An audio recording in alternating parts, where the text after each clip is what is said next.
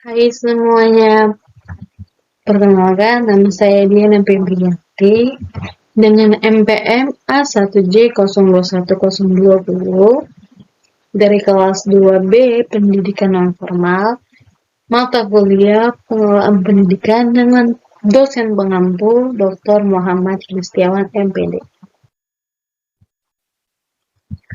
Adapun materi yang akan saya sampaikan pada hari ini yaitu Total Quality Management, yang dimana ini pembahasan terakhir atau pertemuan terakhir. Baiklah, materi yang pertama itu ada A. Konsep dasar Total Quality Management atau TQM. Total Quality Management atau TQM merupakan suatu usaha keras yang membutuhkan kerjasama dari semua instansi pendidikan. Terkait perwujudan mutu dalam lembaga pendidikan atau sekolah, pada awalnya Total Quality Management atau TQM berasal dari dunia bisnis dan diterapkan khusus pada dunia perusahaan saja.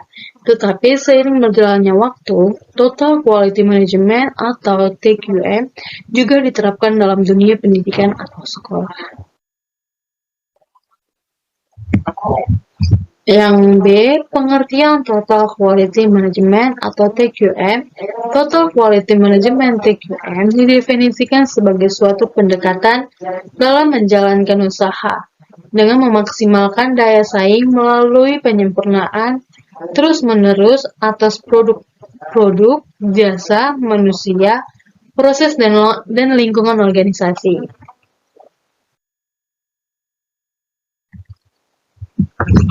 Dan materi yang C itu ada pemikir-pemikir Total Quality Management. Yang pertama itu ada Edward Deming 1990 sampai 1993. Yang kedua ada J.M. Joran 1904 sampai 2008.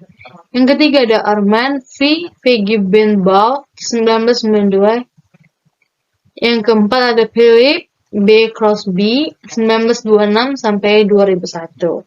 Mereka sukses yang telah diraih oleh para ahli dalam bidang ekonomi tersebut banyak mengilhami para ahli dalam bidang pendidikan untuk menerapkan manajemen mutu berdasarkan konsep tokoh tersebut, walaupun melalui adaptasi-adaptasi teori.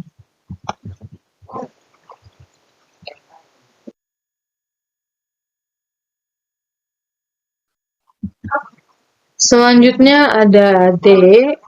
Implementasi Total Quality Management atau TQM di lembaga pendidikan.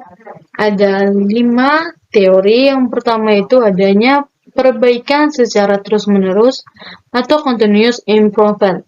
Yang kedua, adanya standar mutu. Yang ketiga, adanya perubahan budaya atau kultur atau change of culture.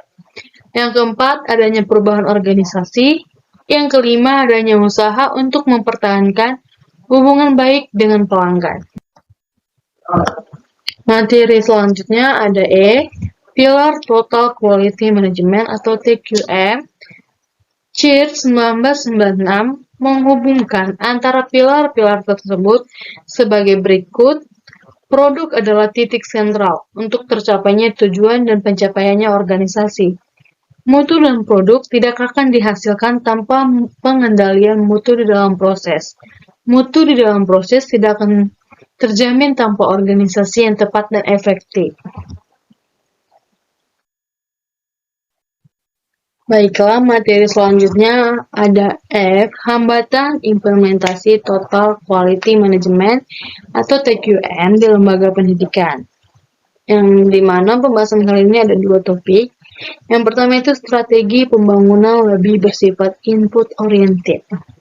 Strategi yang demikian lebih berstandar pada asumsi bahwa bila mana semua input pendidikan telah dipenuhi seperti penyediaan buku, alat belajar lainnya, sarana pendidikan, pelatihan guru dan tenaga pendidikan lainnya, maka secara otomatis lembaga pendidikan atau pendidikan dasar, menengah, dan atas akan dapat menghasilkan output keluaran yang bermutu sebagaimana yang diharapkan. Topik yang kedua itu ada pengelolaan pendidikan selama ini masih bersifat makro-oriented. Diatur oleh jajaran birokrasi di tingkat pusat. Akibatnya, banyak faktor yang diproyeksi di tingkat makro atau pusat tidak terjadi atau tidak berjalan sebagaimana mestinya di tingkat mikro atau lembaga pendidikan. Materi terakhir itu ada G, filosofi baru. Menurut Prawira Santono dalam bukunya yang berjudul Filosofi Baru tentang Manajemen Mutu Terpadu, bahwa para manajer atau pemimpin harus membuat produk dengan mutu yang sesuai dengan kebutuhan masyarakat.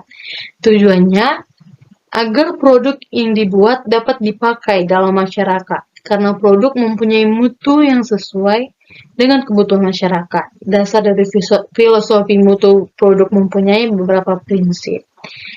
Sebagai berikut, yang pertama itu tidak ada pendekatan tunggal untuk memecahkan masalah mutu produk dalam organisasi.